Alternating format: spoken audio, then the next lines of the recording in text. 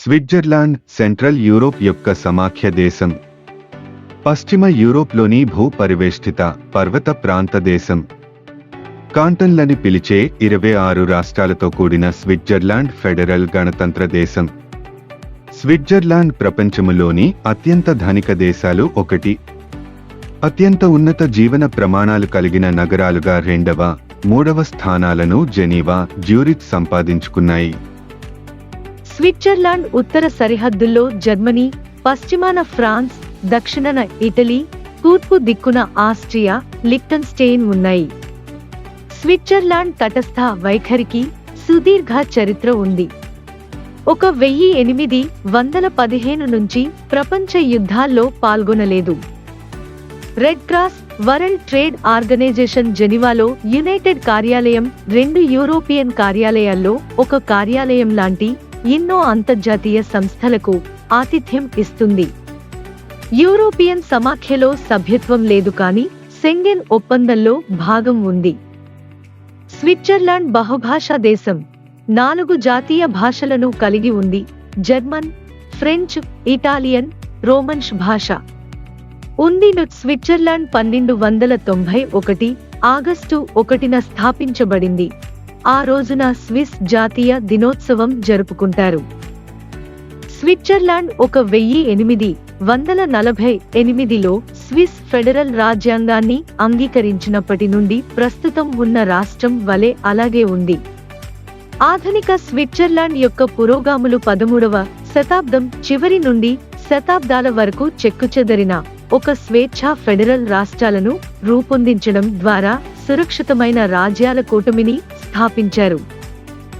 స్విట్జర్లాండ్లో అతి పురాతన మానవ ఉనికి 1,50,000 సంవత్సరాల క్రితం నుంచే ఉంది.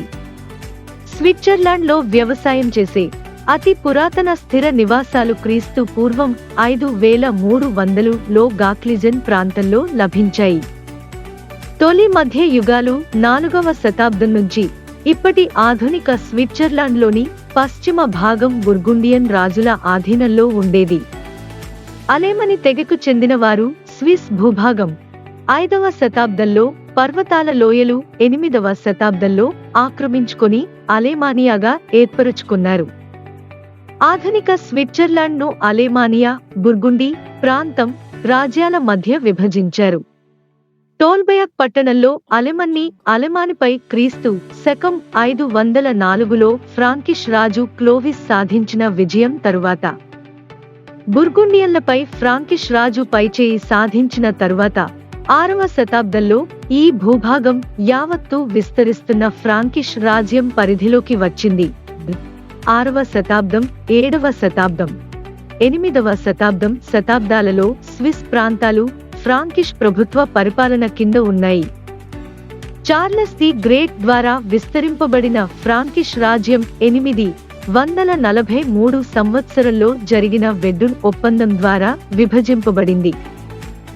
ఆధునిక స్విట్జర్లాండ్లోని భూభాగాలు క్రీస్తు శకం 1000లో పవిత్ర రోమన్ సామ్రాజ్యం ద్వారా మళ్లీ ఏకం చేసేంత వరకు మధ్య ఫ్రాంకియా, తూర్పు ఫ్రాంకియాగా విభజించబడ్డాయి. 1200 సంవత్సరానికల్లా స్విస్ భూభాగం house of సావోయ్, జారింగర్, Habsburg, counts of కైబర్గ్ రాజవంశాలకు చెందిన సంస్థానాల ఆధీనంలోకి వచ్చింది.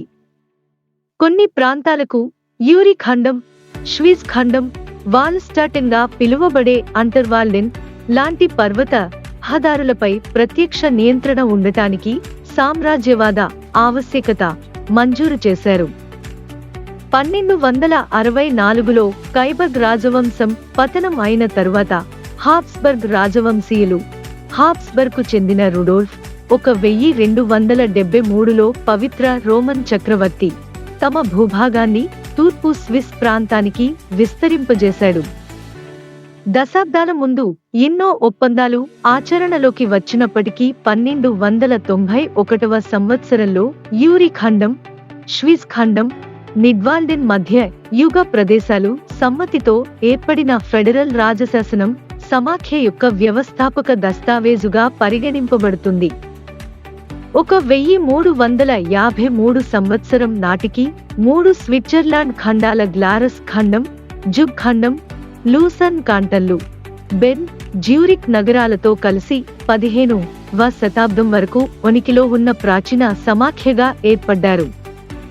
ఈ విస్తరణ సమాఖ్య యొక్క అధికారం, సంపద అభివృద్ధికి దారితీసింది. హాబ్స్బర్గ్ రాజవంశీయులపై విజయం 1470లో డ్యూక్ ఆఫ్ బుర్గుండికి చెందిన చార్లెస్ ది బోల్డ్పై సాధించిన విజయం, స్విస్ కిరాయి సైనికులు విజయం తరువాత రైన్ నది యొక్క దక్షిణ పశ్చిమ భాగం నుండి పర్వతాల వరకు జురా పర్వతాల వంటి అత్యధిక భూభాగాన్ని తమ నియంత్రణలోకి సమాఖ్య చేసుకున్నవారు తెచ్చుకున్నారు. 1499 సంవత్సరంలో మాక్సిమిలియన్ పవిత్ర రోమన్ చక్రవర్తికి చెందిన స్వాబియన్ సమితిపై స్వాబియన్ యుద్ధంలో స్విస్ సాధించిన విజయం పవిత్ర రోమన్ సామ్రాజ్యం లోపల స్వాతంత్ర్య భావన తీసుకొచ్చింది. ఈ యుద్ధాల వలన మొదట్లో ప్రాచీన స్విస్ సమాఖ్యను ఓడించడం అసాధ్యం అనే కీర్తి సంపాదించుకుంది. కానీ 1515 సంవత్సరంలో మారింగ్నానో యుద్ధంలో స్విస్ ఓటమి తరువాత ప్రాచీన స్విస్ సమాఖ్య అభివృద్ధి ఎంతో నష్టాన్ని చవిచూసింది. స్విస్ చరిత్ర యొక్క వీరగాథ ఇంతటితో ముగిసింది. కొన్ని ఖండాల్లో జ్వింగి పునరుద్ధరణలో స్విట్జర్లాండ్ సాధించిన విజయంతో 1529, 1531 సంవత్సరాల్లో ఖండాల మధ్య యుద్ధాలు ప్రారంభం అయ్యాయి. ఈ యుద్ధాలు జరిగిన 100 సంవత్సరాలకు అనగా 1648 సంవత్సరంలో వెస్ట్ఫాలియా ఒప్పందం ద్వారా యూరోపియన్ దేశాలు పవిత్ర రోమన్ సామ్రాజ్యం నుంచి స్విట్జర్లాండ్ యొక్క స్వాతంత్ర్యం, దాని తటస్థ దేశం ప్రాముఖ్యతను గుర్తించారు. స్విస్ చరిత్రలోని తొలి ఆధునిక స్విట్జర్లాండ్ యుగంలో రాచరిక నియంతృత్వంలో జరిగిన 30 సంవత్సరాల యుద్ధం తరువాత క్షీణించిన ఆర్థిక పరిస్థితి 1653లో స్విస్ కార్మిక యుద్ధం దారితీసింది.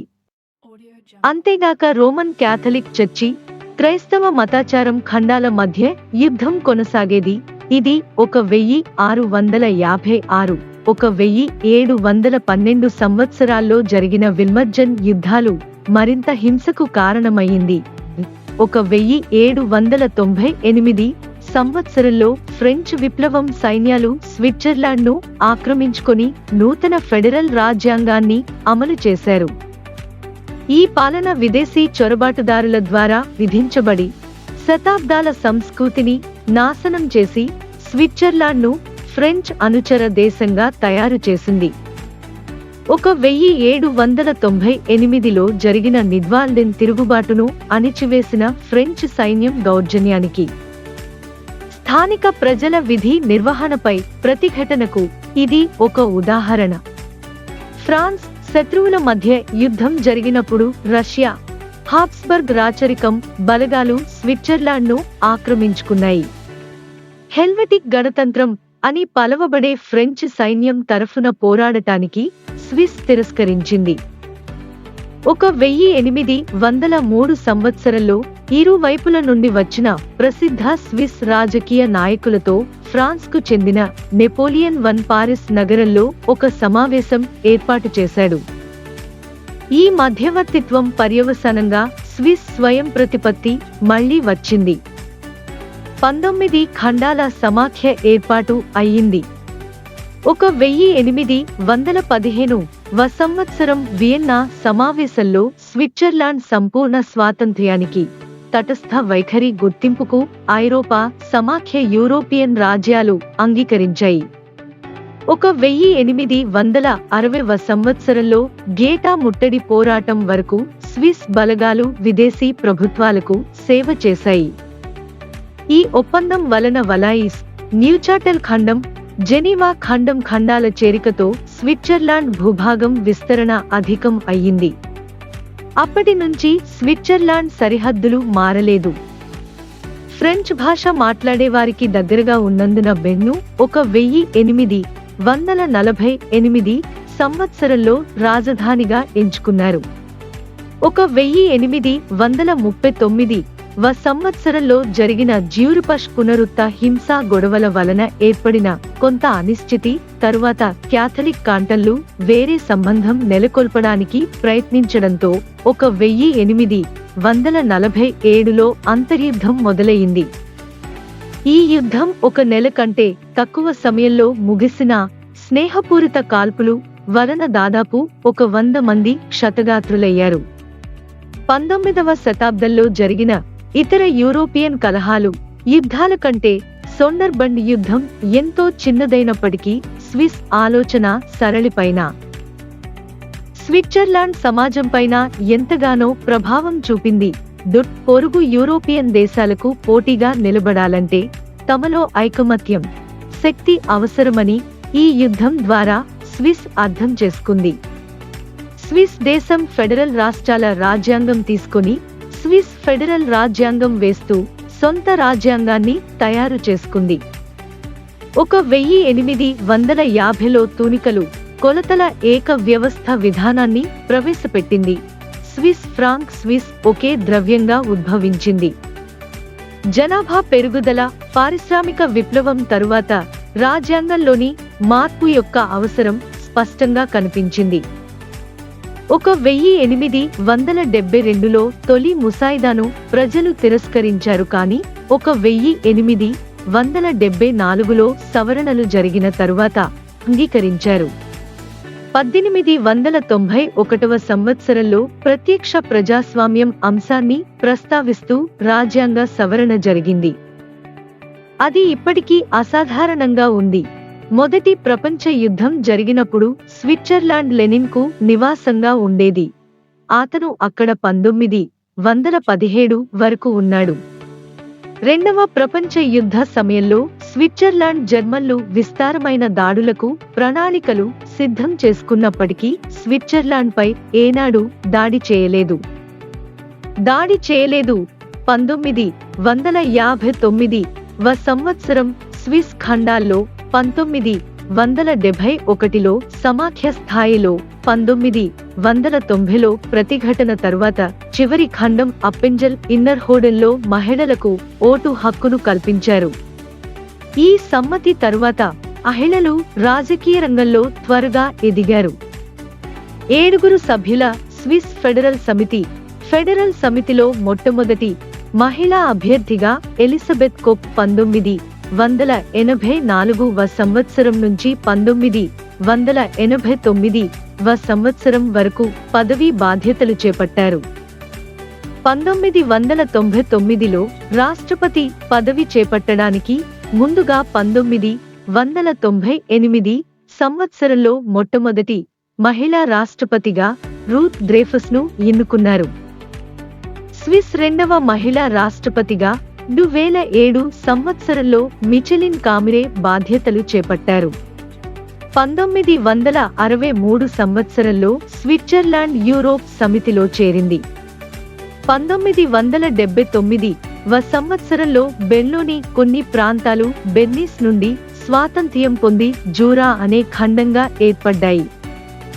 ఏప్రిల్ 18వ తేదీ 1999 సంవత్సరంలో స్విస్ జనాభా కాంటన్లు సంపూర్ణ సవరణ చేసిన స్విస్ ఫెడరల్ రాజ్యాంగంకి ఓటు వేశారు. 2002వ సంవత్సరంలో స్విట్జర్లాండ్ యునైటెడ్ నేషన్స్ లో పూర్తి సభ్యత్వం తీసుకుంది. వాటికన్ను సంపూర్ణ యుఎన్ సభ్యత్వం లేనప్పటికీ అత్యధికంగా గుర్తింపబడింది.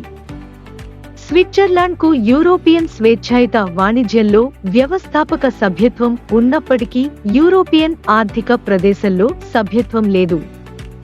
జూన్ 5వ తేదీ 2002వ సంవత్సరమున 55% స్విస్ ప్రజలు షెంగెన్ ఒప్పందంలో చేరేందుకు అంగీకరించారు. ఈ నిర్ణయాన్ని EU వ్యాఖ్యాతలు సంస్కృతిపరంగా స్వతంత్రంగానూ లేదా విదేశీ విధానంగానూ ఉన్న స్విట్జర్లాండ్ దేశం యొక్క మద్దతుకు సంకేతంగా పేర్కొన్నారు. 1948లో ప్రవేశపెట్టిన ప్రపంచంలోనే రెండవ ప్రాచీన స్విట్జర్లాండ్ ఫెడరల్ రాజ్యాంగం నూతన ఫెడరల్ రాష్ట్ర అవతరణకు పునాది అయ్యింది. 1999లో కొత్త రాజ్యాంగం ప్రవేశపెట్టారు, కానీ సమాఖ్య వ్యవస్థలో చెప్పుకోతగ్గ మార్పులేవీ చేయలేదు. స్విట్జర్లాండ్ అన్ని దేశాలతో దౌత్య సంబంధాలు పెట్టుకోవడమే కాకుండా చారిత్రికంగా ఇతర దేశాల మధ్య మధ్యవర్తిత్వం కూడా చేస్తుంది. స్విట్జర్లాండ్కు యూరోపియన్ సమాఖ్యలో సభ్యత్వం లేదు. 1990 నుంచి స్విస్ ప్రజలు ఆ సభ్యత్వాన్ని తిరస్కరిస్తూ వచ్చారు. స్విట్జర్లాండ్ తటస్థ వైఖరిని బట్టి ఎన్నో అంతర్జాతీయ సంస్థలు ఆ దేశంలో భాగం అయ్యాయి. రెడ్ క్రాస్ 1863వ సంవత్సరంలో స్థాపించబడి ఇప్పటికీ దేశంలో ముఖ్యమైన సంస్థగా ఉంది. యూరోపియన్ ప్రసారణ సంఘం అధికార కార్యాలయం జెనీవాలో ఉంది. లీగ్ ఆఫ్ నేషన్స్ లో వ్యవస్థాపక సభ్యత్వం ఉంది. ఫెడరల్ దేశాల కేంద్ర కార్యాలయమే కాక world health organization, international telecommunications union లాంటి సుమారు 200 ఇతర అంతర్జాతీయ సంస్థలకు కేంద్రంగా ఉంది. అంతర్జాతీయ ఐస్ హాకీ సమాఖ్య లాంటి ఇంకా ఎన్నో క్రీడా సమాఖ్యలు, సంస్థలు దేశమంతా విస్తరించి ఉన్నాయి. వీటిలో ముఖ్యమైనవి లూసాన్లో ఉన్న అంతర్జాతీయ ఒలింపిక్ కార్యవర్గం, జిరిక్లోని అంతర్జాతీయ ఫెడరల్ ఫుట్బాల్ సంఘం, యూనియన్ ఆఫ్ యూరోపియన్ సంఘం, ప్రపంచ ఆర్థిక వేదిక పునాది జెనీవాలో ఉంది. ప్రపంచం ఎదుర్కొనే ఆరోగ్యం, వాతావరణం లాంటి సమస్యలను చర్చించడానికి దావోస్లో జరిగే వార్షిక సమావేశానికి ప్రసిద్ధి చెందిన గొప్ప వ్యాపారవేత్తలు, రాజకీయ నాయకులు హాజరవుతారు. స్విట్జర్లాండ్ మౌలికంగా 3 నైసర్గిక స్వరూప ప్రాంతాలను కలిగి ఉంది. అవి దక్షిణంగా స్విస్ పర్వతాలు, స్విస్ పీఠ భూమి లేదా మధ్య భాగం, ఉత్తరాన జూరా పర్వతాలు. ఈ పర్వతాలు దేశంలో 60% ప్రాంతాన్ని ఆక్రమించి ఎత్తైన శిఖరాలుగా దేశపు దక్షిణ మధ్య భాగం వరకు విస్తరించాయి. ఈ పర్వతాలలో డ్యూఫోస్ పిచ్ 4634 మీటర్లు అత్యంత ఎత్తైన శిఖరంగా ఉంది. ఇంకా జలపాతాలు, హామనీ నది, మంచు ప్రవాహాలతో లెక్క లేనన్ని లోయలు కనుగొనబడ్డాయి. స్విస్ వాతావరణం సాధారణంగా సమశీతోష్ణ వాతావరణంగా ఉంటుంది. స్విట్జర్లాండ్ది ప్రపంచ ఆర్థిక వ్యవస్థలన్నిటిలో స్థిరమైన, అధునాత, ముఖ్యంగా అత్యంత పెట్టుబడిదారీ ఆర్థిక వ్యవస్థ. ఇది ఆర్థిక స్వాతంత్ర్య సూచీ 2008 ప్రకారం ఐర్లాండ్ తరువాత 2వ అత్యధిక యూరోప్ గణితను కలిగి ఉంది. అదే సమయంలో ప్రజా సేవల ద్వారా కూడా ఎక్కువ వ్యాప్తి జరిగింది.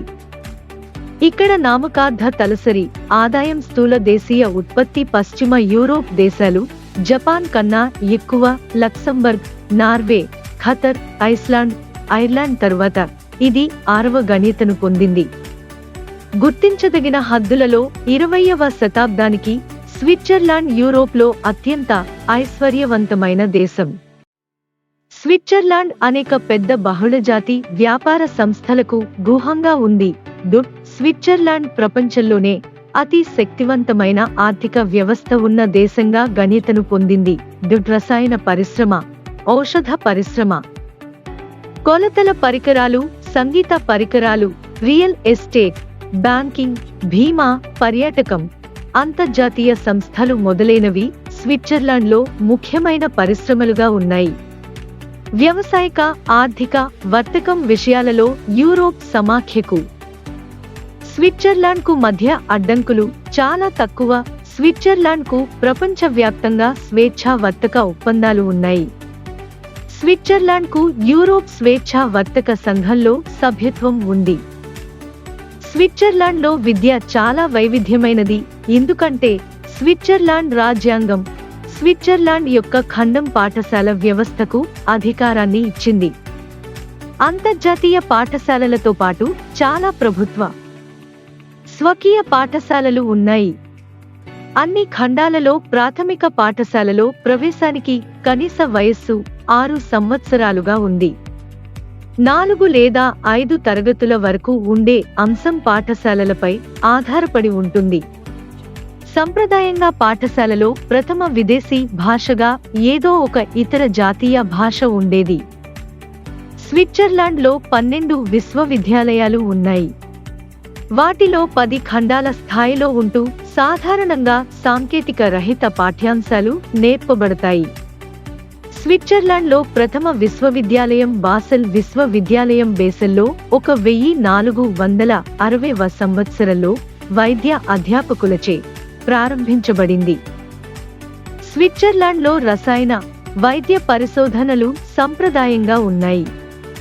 25,000 మంది విద్యార్థులతో జ్యూరిక్ విశ్వవిద్యాలయం స్విట్జర్లాండ్లో అతి పెద్ద విశ్వవిద్యాలయంగా ఉంది. చాలా మంది స్విట్జర్లాండ్ శాస్త్రవేత్తలకు నోబెల్ బహుమతి ఇవ్వబడ్డాయి. ఉదాహరణకి బెన్లో పనిచేస్తున్నప్పుడు ఆల్బర్ట్ ఐన్స్టీన్ భౌతిక శాస్త్రంలో తాను అభివృద్ధి చేసిన సాపేక్షత్వ సిద్ధాంతంకు నోబెల్ బహుమతిని పొందాడు. ఇటీవలి కాలంలో Vladimir Prelog, Heinrich Rohrer, Richard Ernst, Edmund Fischer, Rolf Zinkernagel, Kurt Wuthrich మొదలైనవారు వివిధ శాస్త్రాలకు గాను నోబెల్ బహుమతులు పొందారు. మొత్తంగా 113 మంది నోబెల్ విజేతలు స్విట్జర్లాండ్లో ఉన్నారు. నోబెల్ శాంతి బహుమతి 9 సార్లు స్విట్జర్లాండ్లో ఉండే సంస్థలకు వచ్చాయి. స్విట్జర్లాండ్ అంతరిక్ష సంస్థ, స్విస్ అంతరిక్ష కార్యాలయం వివిధ అంతరిక్ష సాంకేతికాలు కార్యక్రమాలలో పాత్ర వహిస్తుంది. ఇంకా ఇది 1975లో యూరోప్ అంతరిక్ష సంస్థ 10 వ్యవస్థాపకులలో ఒకటిగా ఉంది. స్విట్జర్లాండ్లో ఉత్పత్తి అయ్యే విద్యుత్తు 56%, జల విద్యుత్తు 39% అణుశక్తి నుంచి ఉత్పత్తి అవుతుంది. 5% విద్యుత్తు సాంకేతిక శక్తి వనరుల నుంచి జనిస్తుంది. దీని ఫలితంగా ఇంచుమించు CO2 రహిత విద్యుత్తు నెట్వర్క్ ఉంటుంది. స్విట్జర్లాండ్ అనేక పెద్ద యూరోప్ సంస్కృతులకు కూడలిగా ఉండటం వల్ల వాటి ప్రభావం దేశం, భాషలు, సంస్కృతిపై ఎక్కువగా ఉంది. స్విస్ పౌరులు ఆవశ్యక సార్వత్రిక ఆరోగ్య బీమా రక్షణ కలిగి ఉండటం వల్ల విస్తృత స్థాయిలో ఆధునిక వైద్య సేవలు పొందుతున్నారు.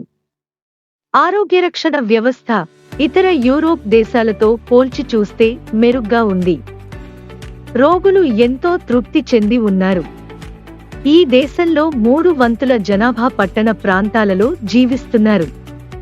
స్విట్జర్లాండ్ ఒక పెద్ద గ్రామీణ దేశం నుండి ఒక పట్టణ దేశంగా కేవలం 70 సంవత్సరాలలో ఎదిగింది. స్విట్జర్లాండ్కు అధికారిక జాతీయ మతం లేదు, కానీ జెనీవా కాంటన్లు, న్యూచాటెల్ ఖండం మినహా చాలా స్విట్జర్లాండ్ కాంటన్లు అన్ని సందర్భాలలోనూ క్యాథలిక్ చర్చి, స్విస్ పునరుద్ధరణ చర్చిలను కూడా కలుపుకుని అధికారిక చర్చిలను గుర్తించాయి. ఈ చర్చిలు ఇంకా కొన్ని ఖండాలలో ఉన్న పాత క్యాథలిక్ చర్చి, యూదు సమాజాల ఆశ్రితుల యొక్క అధికారిక సుంకంచే పోషించబడుతున్నాయి. ఇతర యూరోప్ దేశస్థులలాగే స్విస్ ప్రజలు కూడా ఫుట్బాల్ క్రీడను, జాతీయ జట్టును అభిమానిస్తారు. స్విట్జర్లాండ్ జాతీయ ఫుట్బాల్ జట్టును ఎక్కువగా ఆదరిస్తారు.